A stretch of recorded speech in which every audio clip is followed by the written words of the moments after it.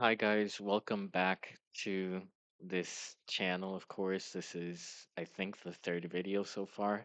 I apologize if I look a bit tired as it is 10 p.m. and I just finished working out, so I am a bit tired. But today what we're going to do is a bit different from the previous videos that I've made. We are going to be reacting to some of the modern or the most recent videos that are po- popular, I guess you could say, on TikTok regarding the US housing market. So, regarding some of the details that I provided in my previous videos, you'll most likely be able to see them here regarding Blackstone, so on and so forth. Possibly, I haven't watched all the videos and we'll be watching them together. So let's go to the first video. We're not going to watch a lot of videos today because I am a bit tired, but we're going to watch at least three. To show you the history of home prices in Miami over the last 25 years. You can see that from 2002 to 2006, home prices in Miami doubled during housing bubble number one, and then they crashed by 50% through 2012. So I want you folks to think about that. If you bought a house in Miami for $400,000 in 2007, it was worth $200,000 5 years later. Of course, values then recovered after the last housing downturn, but interestingly, it wasn't until 2020 that prices in Miami got back to their previous bubble peak in '06. So that's really interesting, everyone. Everyone talks about Miami like it's this great place to invest in real estate and make money. However, it took a decade for prices to get back to their '06 bubble level. But of course, as many of you know, prices have since boomed again after the pandemic started. The typical value of a house or condo in Miami has jumped by 50% over the last 4 years, which I'm calling housing bubble number two. So the question is, are we going to now see a repeat of 2007, 2008 in Miami where prices crashed 50%, or are they going to continue going up in 2025? Check out the Miami home price forecast on Reventure app to find out. I've watched a lot of this guy's videos before in the past, and from the Reventure app, they are able to show us some details of what houses they believe are to be overvalued and what regions, as well as additional information on those Wall Street investors that I've mentioned previously in different videos that are looking to do sell offs. Because, of course, some of these Wall Street investors, they might have 80,000 single family homes here and another 28,000 with a different Wall Street investor, but it really all depends on where they have those properties and how fast they're selling them. That affects the housing market. From my understanding, all Wall Street combined, they own around 1% of the entire US houses on the market. So it's not like if they sold all the properties that the entire US is going to crash, but in certain markets they are going to crash. Let's go ahead and watch this video now. Zillow just changed its home value forecast for 2025. The anticipated city with the highest growth is Knoxville, Tennessee. It appears that they're predicting Louisiana to have the worst year in 2025, along with a little bit of California and Texas. And there's a lot of eyeballs on Florida, so let's see what they said. Home values in Miami, gonna grow about 2.5%. Port St. Lucie, just under 2%. Palm Bay, up about 1.3%. If you haven't noticed by now, we're going to go East Coast, West Coast. We'll go through them all, don't worry. Jacksonville, same thing, 1.3%.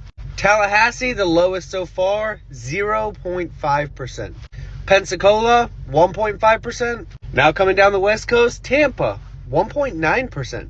Punta Gorda, Cape Coral, that area has been in the news a lot, the Southwest Florida area, 0.1%. Just basically nothing. Naples, another one in the news a lot, 2.1%. And finally, Orlando, 1.5%. Ocala, Gainesville, roughly around the same, about 2%. Deltona was on here too, about 1%. The highest home value gains are inland, closer to these south coasts. Crestview is at 5%. That just shows you the benefit of going inland. If you want to find your area in your state, you can go to this article. That's an interactive map if you scroll down. So what do you think about this list, and why don't you think Florida's on it? What do these people see that the people on TikTok making videos with maybe a screenshot behind them but no real data don't.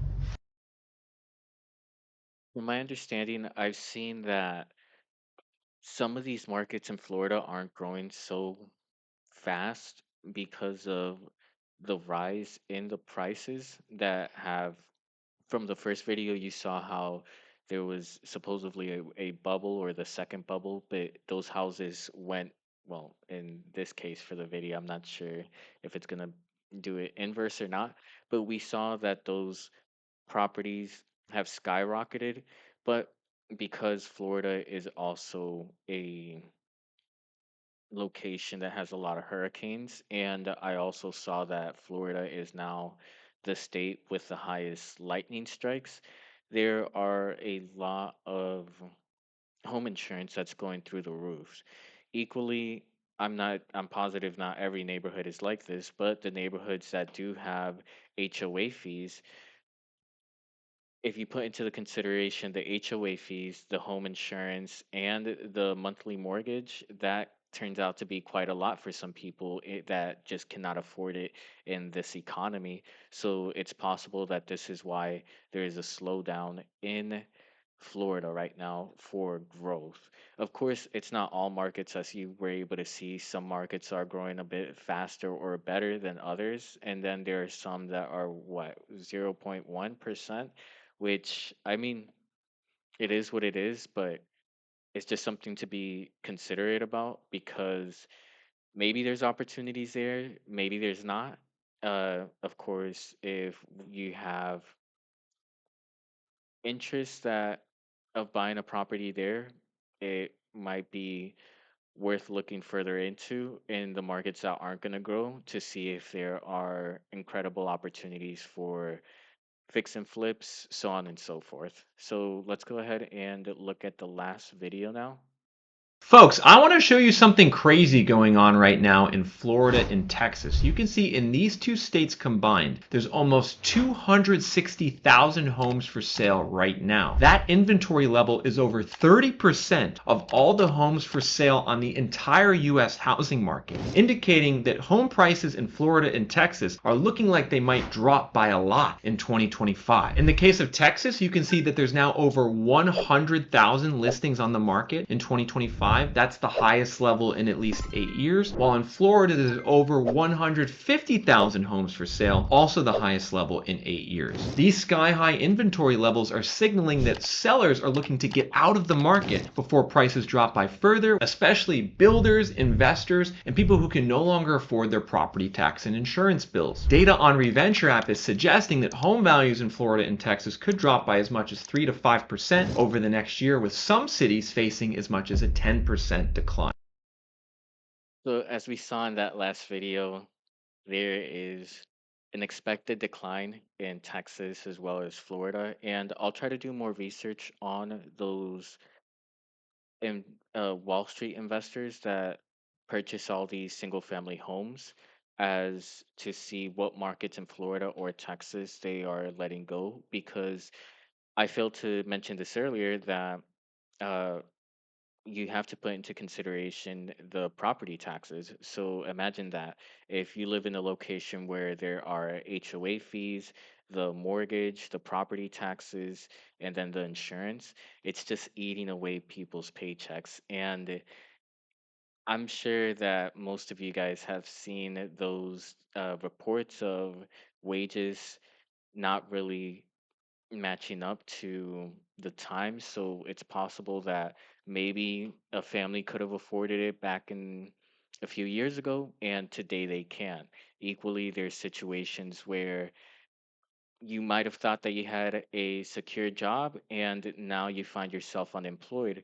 There are a multitude amount of reasons that people might not be able to afford their homes anymore, and that might cause selling pressure on the market, which might just be very unpleasant. So, as in my previous videos, if you are a homeowner that is looking to sell your property and you have interest on selling it for yourself, as it's not too difficult, of course, but you don't know where to start, you could feel free to go ahead and leave a comment below, and I'll be more than happy to share my list of cash buyers or the top 5 cash buyers in your region and their criteria of what they're looking for in properties. Because if there's an opportunity that two and two can fit together properly and you are able to sell your property uh, properly, and if you are able to sell your property